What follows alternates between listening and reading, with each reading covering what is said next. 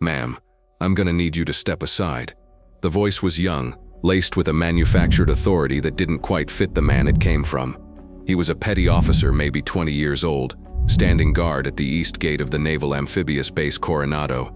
His hand was up, palm out, a gesture of absolute finality. Rachel White stopped, her red jacket a bright slash of color against the base's palette of khaki and gray.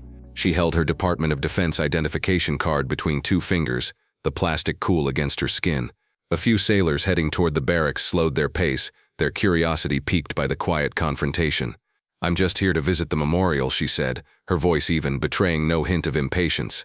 The young sailor, his name tape-reading Davis, barely glanced at the ID. His eyes had fixed on her forearm, where the sleeve of her jacket had ridden up, revealing a small, intricate tattoo. It was a Navy SEAL Trident, the eagle's wings spread wide, anchor and flintlock pistol clutched in its talons. It was dark, the lines slightly faded as if it had seen as much sun and salt as the man now staring at it. "Nice ink," Davis said, a smirk playing on his lips. "Big fan?" He leaned in, speaking in a conspiratorial whisper that was loud enough for everyone nearby to hear. "Look, ma'am, we get it. My cousin loves the teams too. Got a whole sleeve of this stuff. But you can't bring a civilian ID here and expect to walk on. This is a secure facility." "It's not a civilian ID," Rachel replied calmly. She extended it again. "It's a retired credential." Davis finally took it, turning it over in his hands as if it were a counterfeit bill. His smirk deepened. "Right.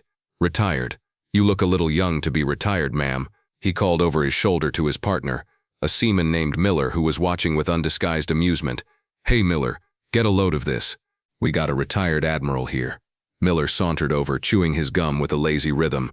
He craned his neck to see the ID, then looked at Rachel, his eyes doing a slow, condescending sweep from her blonde hair down to her running shoes. "Retired from what? The book club?" The two of them chuckled. Davis handed the card back, his gesture dismissive. "Spouses and dependents have to use the main visitor center. Your husband can sponsor you on, but this little piece of plastic isn't a golden ticket." Rachel's hand didn't move. Her gaze remained steady, fixed on a point just over Davis's shoulder, where the iconic sign for the Naval Special Warfare Center stood against the impossibly blue California sky. The heat shimmered off the asphalt. In the distance, she could hear the rhythmic chants of a Bud/class running in the sand, a sound as familiar to her as her own heartbeat. "I'd appreciate it if you'd scan the card," she said, her tone unchanged. "It's in the system." Davis sighed, a dramatic put-upon sound.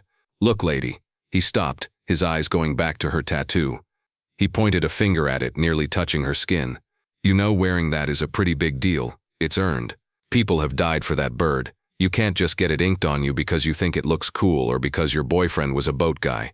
The word "was" hung in the air, an accidental cruelty that landed with the force of a physical blow. Rachel's expression didn't change, but a muscle in her jaw tightened, a flicker of an ancient pain. The other sailors who had been watching were now fully stopped, a small audience forming. The scene was becoming theater. Humiliation was the main event. "Scan the card, petty officer," she repeated. Her voice had dropped half an octave. The pleasantness was gone, replaced by something hard and unyielding, like bedrock beneath the soil. Miller, sensing a shift, stepped forward. "Okay, that's enough. Ma'am, you're causing a scene. We've told you the procedure. If you don't have a valid reason to be on this base, we're going to have to ask you to leave." "My reason is on the card," Rachel insisted. Exasperated, Davis snatched the ID back. "Fine, you want me to scan it. I'll scan it." He stomped over to the guard shack and swiped it through the electronic reader. A red light flashed on the screen. "Access denied." He turned back, a triumphant sneer on his face. "Denied, just like I said. Now are you going to leave, or do I have to call the master-at-arms and have you escorted off for trying to gain access with fraudulent credentials?" "That's a federal offense, you know." The accusation hung in the salty air. Fraudulent. The word was an insult to every oath she had ever taken, every sacrifice she had ever made. The small crowd murmured. The story was now set in their minds. A star-struck civilian, a wannabe, a woman trying to trade on a connection she didn't have. They saw her red jacket, her blonde hair, her quiet demeanor, and they filled in the rest with their own biases. Rachel held out her hand for her ID. "There's a problem with your system. I need you to make a phone call." "Oh, I'll make a phone call, all right," Davis shot back, his hand moving toward the radio on his hip. "But I don't think you're going to like who answers." He leaned closer again, his voice dropping to a low, mocking growl. "Seriously, that tattoo is a disgrace. My instructors would have torn that right off your skin. You have no idea what it means." His finger brushed against her arm, against the eagle's wing. The physical contact was like a switch. The world of the Coronado Gate, with its smug guards and staring sailors, dissolved for a split second. The bright California sun was gone, replaced by the oppressive dust-choked haze of an Afghan night. The scent of salt and sea was gone, replaced by the acrid smell of ozone and cordite, the metallic tang of fresh blood. She wasn't on pavement anymore.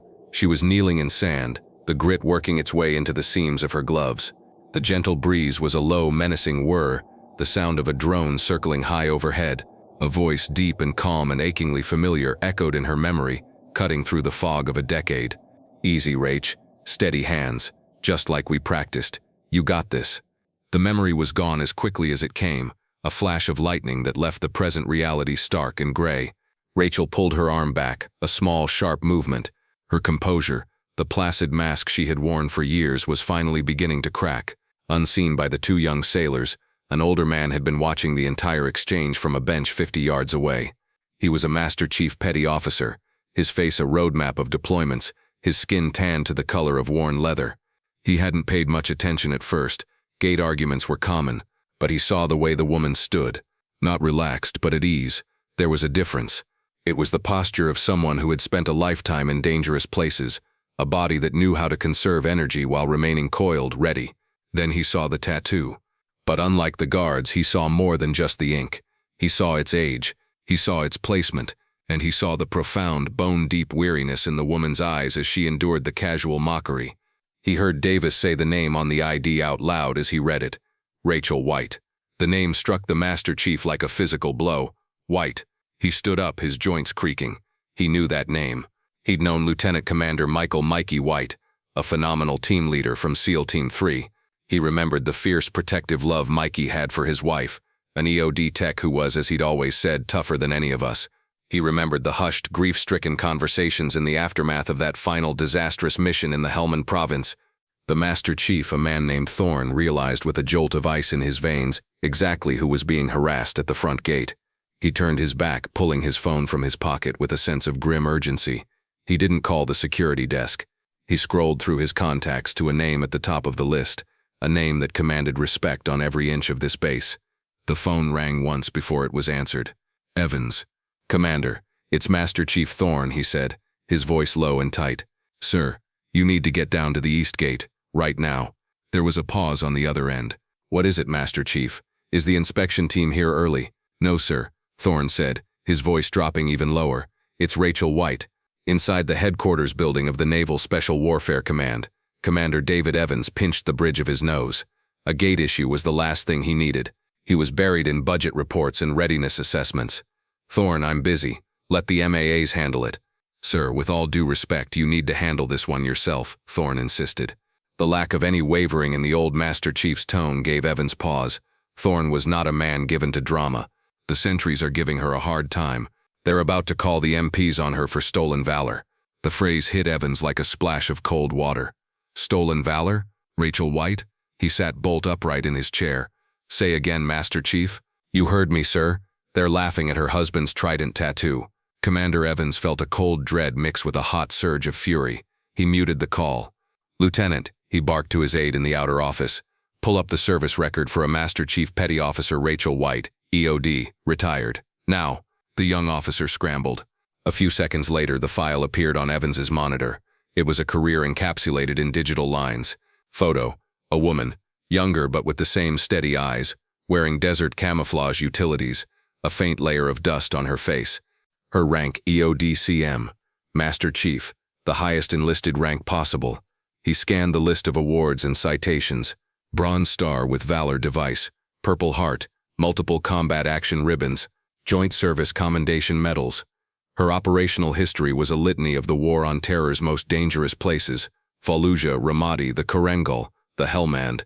His eyes fell on a specific entry. Attached to Naval Special Warfare Task Unit Bravo 2011 to 2013, SEAL Team 3. Linked at the bottom of the file was another profile. Lieutenant Commander Michael "Mikey" White, status KIA. A photo showed him with his arm around Rachel, both of them smiling, impossibly young, standing in front of an armored vehicle in the middle of nowhere. Evans unmuted his phone. "Thorne, keep her there. I'm on my way." He hung up and stood, his chair scraping loudly against the floor. "Get my vehicle," he ordered his aide, "and find the command master chief. Tell him to meet me out front 60 seconds ago." Back at the gate, Davis had crossed the final line. Emboldened by the red light on his scanner and Rachel's continued silence, he had fully committed to his narrative. He was the sharp-eyed guardian, the protector of the culture, and she was the imposter. "This is your last chance, ma'am," he said, his hand now firmly on his radio. "Walk away now and I'll forget I saw this, but if I have to make this call, you're going to be in a world of trouble." Impersonating a senior NCO, trying to gain access to a military installation under false pretenses, fraudulent wear of insignia. He gestured at her tattoo again. "That's a laundry list of felonies. Is that really how you want to spend your afternoon? In cuffs?" He was enjoying this. It was a power trip. A small man relishing a moment of authority over someone he had already judged and dismissed. He truly believed he was in the right. He was protecting the sanctity of the Trident. Rachel simply looked at him. She said nothing. Her silence was a deep, vast ocean, and his threats were just stones skipping across the surface before sinking without a trace. Her quiet defiance infuriated him more than any argument could have. "Fine," he spat. "Have it your way." He raised the radio to his mouth, thumb pressing the transmit button. "Eastgate to dispatch. I have a possible stolen Valor situation, requesting—" He never finished the sentence. The sound came first, a low, powerful rumble of engines, growing rapidly louder. Around the corner, moving with a speed and purpose that was utterly out of place for routine-based traffic, came a convoy of 2 black Chevrolet Suburbans and a black command truck. They didn't use sirens, only a few discreet flashes of their grill-mounted lights to clear the way. They pulled up to the gate with a crisp, synchronized precision, blocking the lane entirely. The doors of the lead Suburban opened before it had fully stopped. A tall, formidable figure in a perfectly starched Navy working uniform emerged. On his collar were the silver eagles of a captain, but it was the gold SEAL Trident on his chest that sucked all the air out of the immediate vicinity. This was Commander David Evans, the commanding officer of the Naval Special Warfare Center. He was a living legend on this base, a man who had led teams in combat, and who now trained the next generation of warriors. Behind him, his command master chief, another Trident wearer with a chest full of ribbons, stepped out of the passenger side. From the second vehicle, a sharp female lieutenant and 2 other senior NCOs emerged. They didn't look around. Their focus was singular. Davis and Miller froze. The radio slipped from Davis's fingers, clattering onto the asphalt. The small crowd of onlookers fell silent, their amusement turning to apprehension. The arrival of a single officer would have been noteworthy. A command team showing up in force was an event of seismic significance. Something was terribly wrong. Commander Evans didn't even glance at the 2 sentries. His eyes, cold and hard as chips of granite, found Rachel immediately. He strode past Davis and Miller as if they were invisible, his boots making a sharp, rhythmic sound on the pavement. He walked directly to her and stopped 2 feet in front of her. The air crackled with tension. Everyone expected a confrontation, an interrogation. Instead, Commander Evans brought his heels together with a sharp click. He raised his hand to his brow in a salute so crisp, so precise it could have been etched in glass. His voice when he spoke was not a commander's bark, but a clear, resonant tone of pure, unadulterated respect that carried across the stunned silence. "Master Chief White," he said, his gaze locked with hers. "On behalf of the command, welcome back to Coronado. It's an honor to have you here." A collective gasp went through the crowd. Davis's face went from ruddy to ghostly white. He looked at Miller, whose jaw was hanging open. His chewing finally stopped. "Master Chief? This woman was a Master Chief? It was impossible. She was a woman. She was wearing a red jacket." Rachel returned the salute with a nod, a gesture of quiet acknowledgement between peers. "Commander, I was just hoping to visit the memorial." Evans held his salute for a moment longer before dropping his hand. He then turned, his body moving with a slow, deliberate menace. He faced the 2 petrified sailors. His voice, when he spoke to them, had lost all its warmth. It was flat, cold, and heavy with a fury that was all the more terrifying for being so tightly controlled. "Petty Officer Davis," he began, reading the name tape. "Do you have any idea who this is?" Davis swallowed hard, unable to speak. "This," Evans continued, his voice rising just enough to ensure everyone could hear, "is Master Chief Explosive Ordnance Disposal Technician, Rachel White. She served 24 years in the United States Navy. She has forgotten more about demolitions and asymmetric warfare than you will ever learn. She deployed 8 times. In her career, she personally disarmed over 200 IEDs in combat zones. 200. each one a life-or-death decision made under unimaginable pressure. He took a step closer, forcing Davis and Miller to look at him. For 3 of those tours she was directly attached to SEAL Team 3, my team. She went where we went. She walked the point, clearing the path so that operators could get to the target. She saved more lives than anyone in this command can count. He paused, letting the weight of his words settle. Then he pointed toward the tattoo on Rachel's arm. You see that trident? That's a memorial. It's for her husband, Lieutenant Commander Mikey White, who was killed in action in 2013 leading his men. And you want to know how much she understands what that trident means? Evans's voice dropped to a near whisper, but it was more powerful than any shout. The IED that killed her husband was part of a complex daisy-chained system. While his team was suppressed by enemy fire trying to retrieve his body, Master Chief White, under fire, low-crawled 50 meters to the secondary device and rendered it safe, clearing the path for the CaseVac helicopter to land. She performed that task not 10 feet from her husband's body. She earned the right to wear that insignia with her own blood, sweat, and a level of courage you cannot possibly comprehend. A wave of shame washed over the faces in the crowd. Davis looked like he was going to be physically sick. He finally looked at Rachel, truly saw her for the first time, and the chasm between his assumptions and the reality of her life was so vast it made him dizzy. Commander Evans turned back to his command Master Chief. Master Chief, take these 2 to my office. They are relieved of duty, effective immediately. The Command Master Chief nodded grimly and gestured for the 2 young men to move. They shuffled away like prisoners, their faces masks of utter disgrace. Evans then faced Rachel again, his expression softening. Master Chief, I am profoundly sorry for the disrespect you were shown. It is an unacceptable failure of our standards. Rachel watched the 2 young sailors being led away, a flicker of something unreadable in her eyes. It wasn't triumph, it was something closer to sorrow. She looked back at the commander. The standard is the standard, sir, she said, her voice quiet but firm. It's not higher for us, and it's not lower. Your men just need to learn how to apply it, to everyone. Her lesson was simple, elegant, and devastating. It wasn't about her feelings, it was about the integrity of the institution they had both served. She wasn't asking for special treatment, only for fair and equal application of the rules. As Commander Evans spoke of her disarming the final IED, the memory flashed again, this time with searing, heartbreaking clarity. The world was dust and noise, the ringing in her ears a constant scream.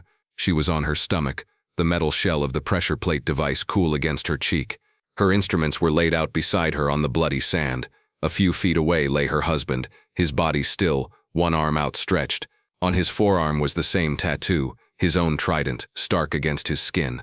Her hands, covered in his blood and her own sweat, moved with a supernatural calm, clipping wires, disabling the trigger. She wasn't thinking, she was just working. It was a sacred, terrible duty, a final act of service for him, for his team. The tattoo she would later get was not a copy, it was a continuation of the one she saw in that last awful moment. It was a promise to carry his legacy with her, forever. In the weeks that followed, the incident at the East Gate sent ripples through the command. Commander Evans instituted mandatory command-wide training on professional conduct and proper ID verification procedures. The session was led by the sharp female lieutenant who had been part of his arrival team, a clear statement in itself. A new standing order was posted at every entry point, explicitly detailing the protocol for handling retired and veteran credentials, with a special emphasis on verifying records before making accusations. The change was swift and decisive. One afternoon, Rachel was in the base commissary picking up a few things before heading to the airport. As she rounded an aisle, she came face to face with the young man Davis. He was in a different uniform now, a simple working coverall, assigned to a groundskeeping crew. He had been reassigned, his security clearance under review. When he saw her, he froze, his face flushing with shame. He looked down at the floor, then forced himself to meet her eyes. He took a hesitant step forward. "Master Chief," he began, his voice barely a whisper. There's nothing I can say, but I have to try. I am so sorry, for everything. What I said, what I did, there's no excuse." The arrogance was gone, replaced by a raw, genuine remorse. Rachel looked at him, studying his face. She saw not a monster, but a kid who had been taught the wrong lessons, who had let ego and prejudice cloud his judgment. She could have walked away. She could have given him a cold nod. Instead, she saw an opportunity. "You're young, petty officer," she said, her voice neutral, not angry. "You have a long career ahead of you if you want it. This doesn't have to be the end of it." He looked up, surprised. "Learn from this," she continued. Don't just learn the regulations better. Learn to see the sailor, not the gender. See the uniform, not your own reflection in it. The Navy is filled with people who don't look like you but who have sacrificed just as much, if not more. Your job isn't to guard a stereotype, it's to guard a base. Do your job. She gave a small nod, then pushed her cart past him, leaving him standing in the aisle, humbled and for the first time perhaps ready to learn. Rachel White's story is a testament to the quiet strength of our nation's heroes. If you believe in honoring their service like this video, subscribe to She Chose Valor and share this story so their legacy is never forgotten.